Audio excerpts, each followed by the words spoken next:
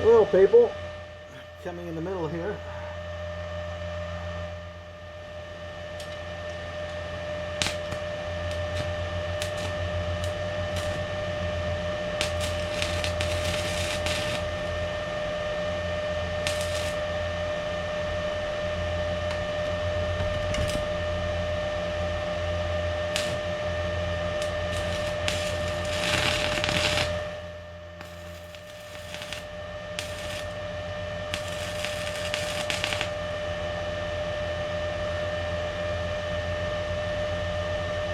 Boy, it's so hard to learn how to weld again.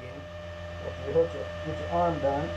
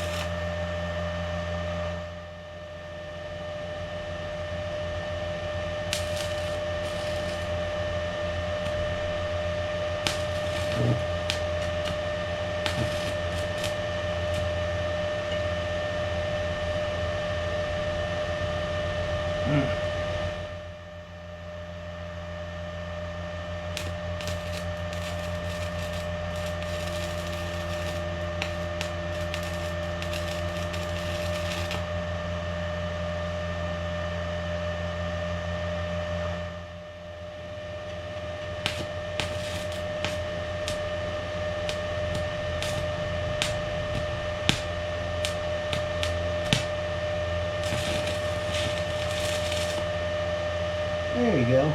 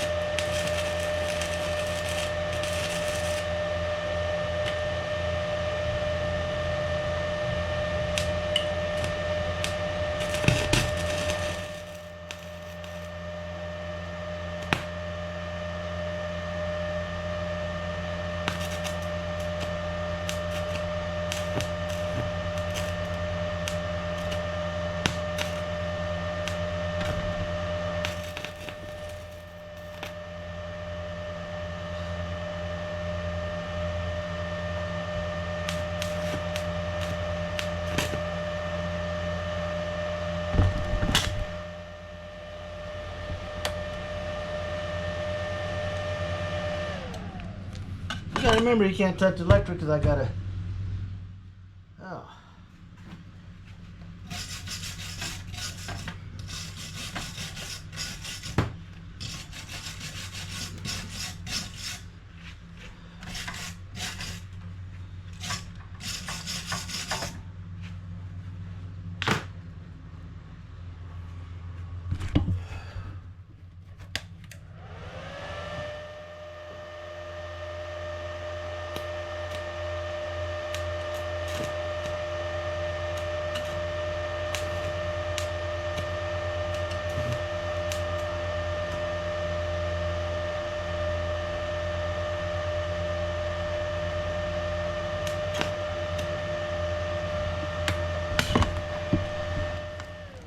I can't control my shoulder. It keeps moving. Yeah.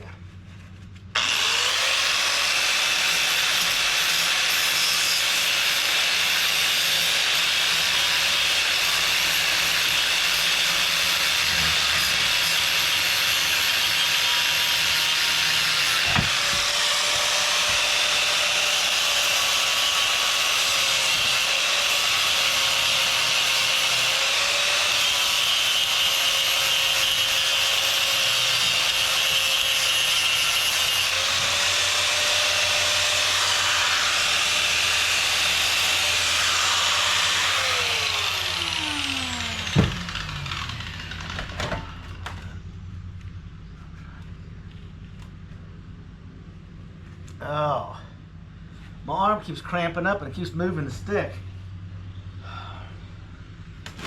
That's why I got a welder coming in to do all my welding, because I strike it and all of a sudden my arm just, I can't control it. I don't have the muscle memory in that arm yet. If I did, I could just lay that bead right down on there. I'm worse than a 2-year-old with a chopstick.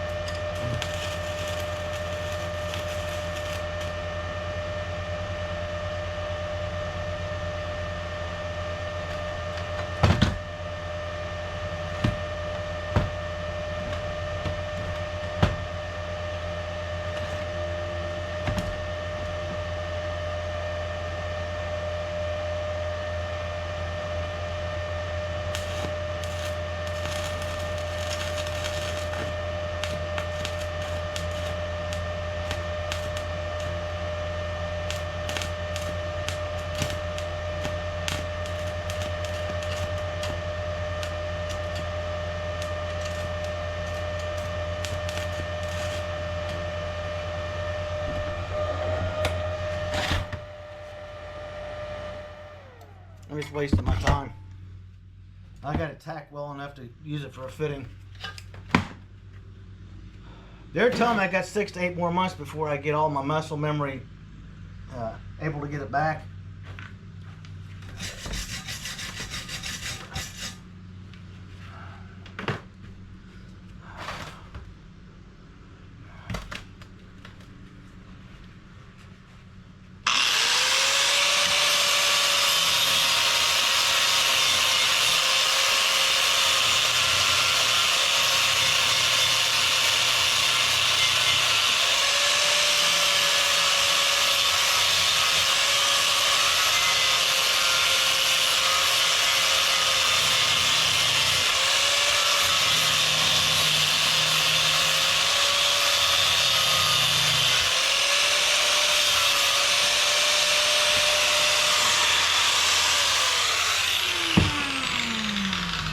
Just holding that grinder, I can't even hold it still.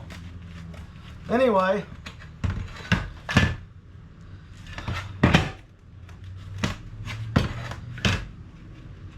motor mount bolt goes there. I'll have to mark it. I'll get the mag drill set up later. Punch a hole so I can just put the nut on, put a socket on it and run it in there. Get the bigger bit on. Give my arm a chance to rest a little bit, people.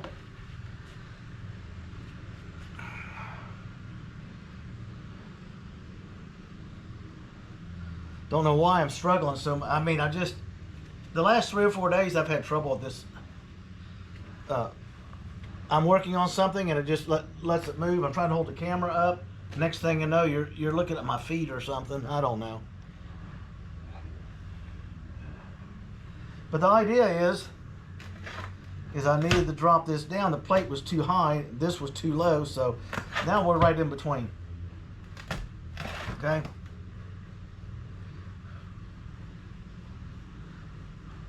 I'll get this cut down. He'll run a good weld on it. And I'll clean it up. I'll get it preset, ready to go. At least I got it in place to weld. It's just really irritating as it could be. This shoulder. Any other time I'd be so far ahead on this project, it would. There's the LS. She just had her bath. I'm letting her dry in the sun. Then I'm gonna bring my air fit and blow all the electrical fittings out. Make sure there's no water left in them. Let it dry out in the sun. She comes back in here. And the good thing of it is that she'll be sitting there for rainy day work. I still can't believe I can't hold a grinder or strike an arc. I mean, it's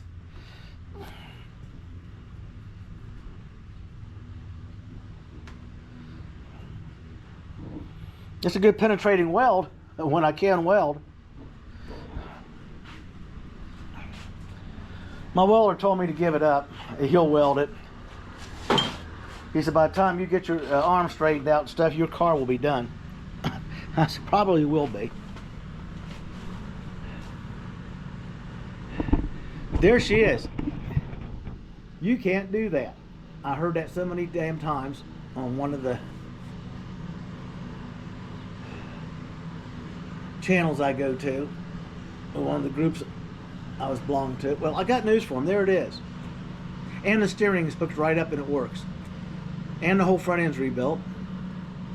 And as soon as I get my arm to control, or have my welder come over and run a quick weld on that, I can grind it down, make it look good. It's strong enough now to at least use it for the spacing, to support the back of the transmission at the proper height. It's got to come out anyway when I start to move it around to get ready to start drilling the holes for the mount. While I'm drilling and tapping, he can run a weld on it.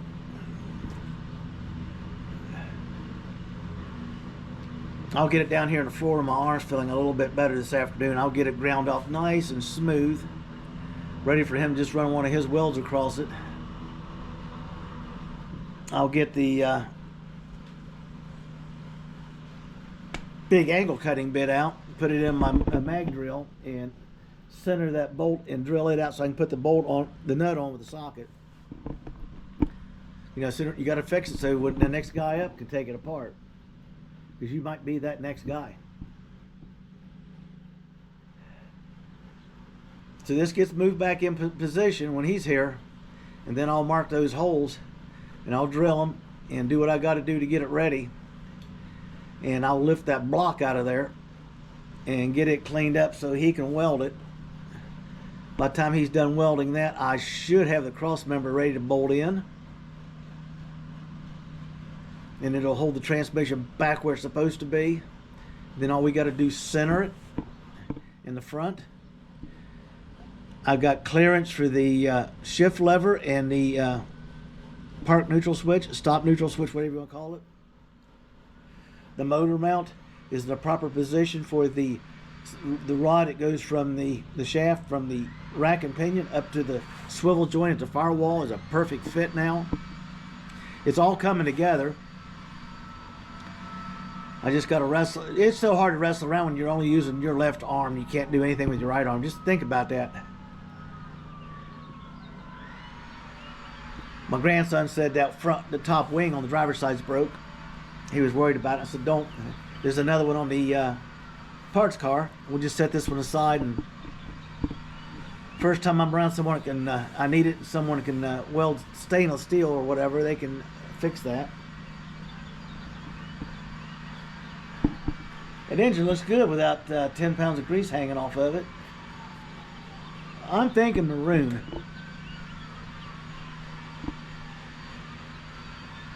We'll get her cleaned up. We'll get her painted. We'll get the broken bolt out of it. Plug up all the holes with rags. I'm going to let it sit there and dry for a little bit, and I'm going to get the air hose out here in a few minutes and the air fitting and blow that crud out of the fittings. Yeah, let's get the fire engine out. David's on video.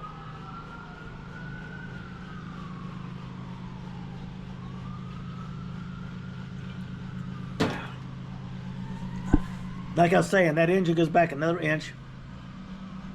I'm not going to push it back because it's going to be easier for me to unbolt and lift it out of there to get that mock-up block welded.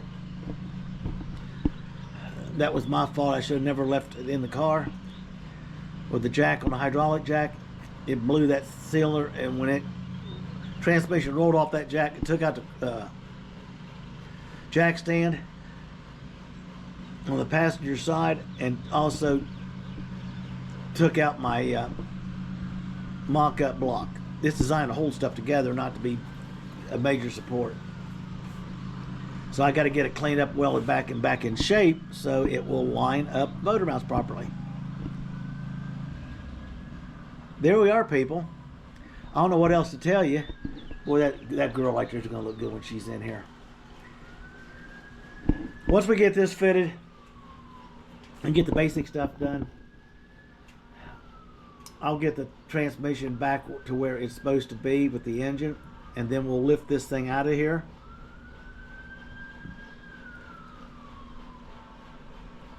And I'll get the motor transmission mount fabricated the rest of the way and in place. He'll come in and do some welding, plus he'll weld this mock-up block so I can put it back in and use it for my motor mount positions. And then once he does the motor mounts, he doesn't want me to touch them, so that's up to him. He's got to strike the weld. I'll pull this out, lower the transmission down, put it on a car skate it to the underneath the car to the back, and then I can get there and start fabricating. Once the fabricating's done, he'll come in and do all the tack welding. You know, when we're satisfied with it and it's all measured up exactly the way we got it, he'll come in and re-weld everything. Then it gets seam sealer, some primer. The center of the car up over to the two supports will be sprayed with undercoating so it can dry before we start reinstalling everything. From the outside rail over will not get sprayed at this time because I need to get in there. I got work to do, and I may have to cut into it, and that's just something else I don't want to have to clean up. You know, that stuff's nasty to work on.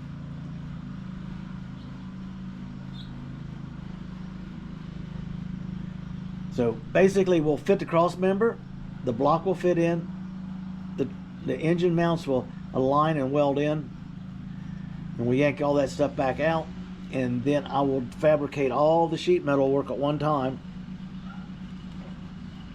He'll come in and do all the basic tack welding, and then I got to do the specialty pieces and get them stuck in with self-tapping screws. Everything's just placed together, and then he can just go to town. When he's done with the top and the inside, he can go underneath.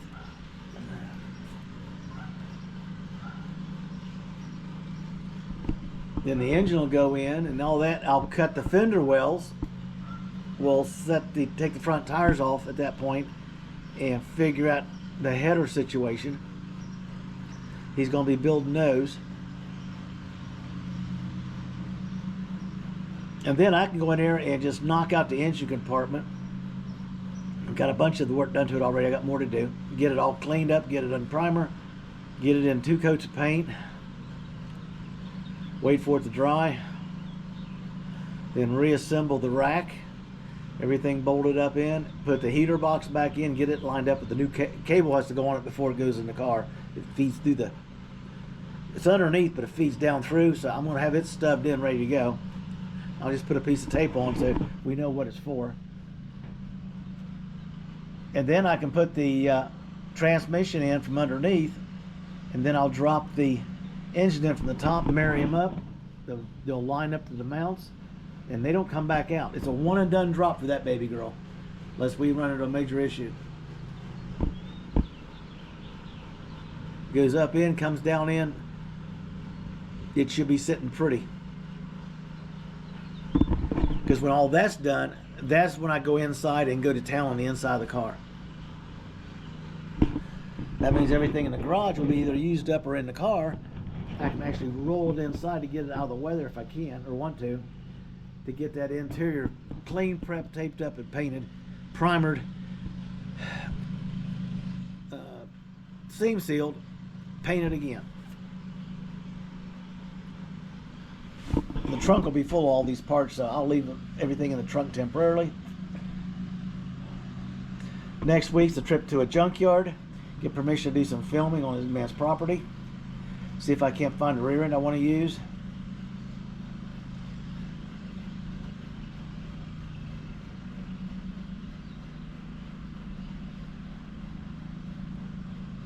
It's going to be interesting. It really, really, really is.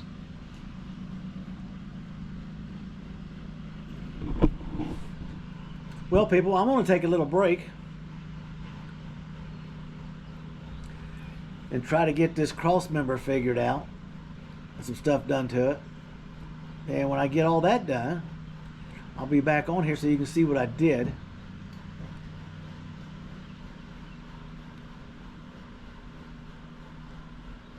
I might be better off just trying to spot weld that thing in with a series of spot welds instead of just trying to run a bead, because I can't control the arc of the bead or my hand.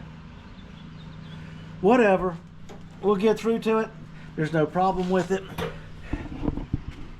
What's going to happen is that we're almost done.